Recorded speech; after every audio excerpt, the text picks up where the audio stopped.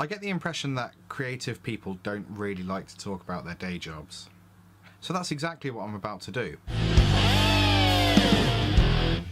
I think people don't want to admit they have a day job because it kind of calls into question whether or not you are who you say you are if you define yourself as an artist or a musician or whatever. But the reality is you can be whatever you want to be, and that's the beauty of social media and the internet. But I think it's unhelpful not to acknowledge the fact that you might work stacking shelves for a few hours a day, because that allows you to buy food and cover rent and then spend the rest of the time doing the thing you're really passionate about. And it's that thing that you're really passionate about which defines you, right? So I'm going to do my bit and tell you about my day job. I work as a music and performance technician at a secondary school. That's also known as a high school, depending on where in this country or in the world you live.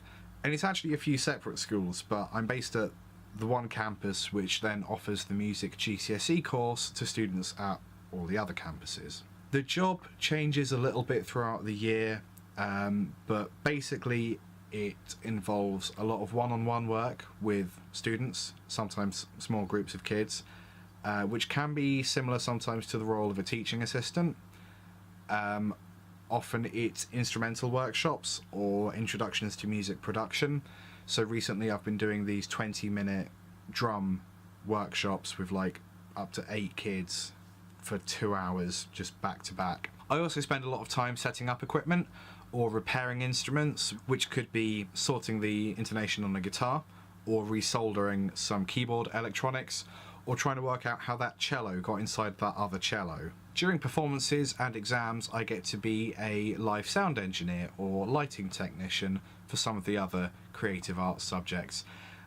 And sometimes it's literally just photocopying and filing for an entire day. So that, more or less, is my job. I do that for 20-something hours a week, double that if it's exam time, like it's about to be, and I get to do stuff like this on YouTube or other freelance stuff in between.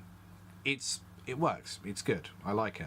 I am kind of lucky that this job exists, especially when the general political climate in this country is pretty down on the arts in education and just not really helpful towards education in general. I don't think I'm lucky to be employed in the job though, because I've spent years learning about music performance, technology and production for no money, just because it interested me.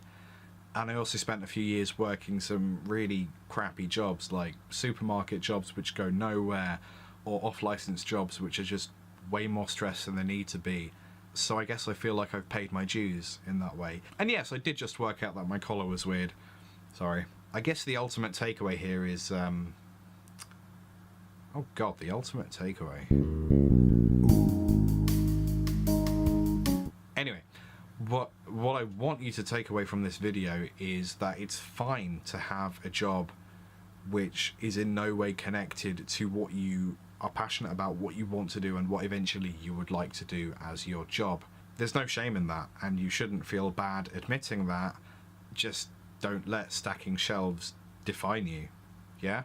So there, maybe that's helpful to you, maybe not, I don't know. If you found this video useful, you should like and subscribe, especially if you've been lurking on this channel for a while and I've seen the analytics.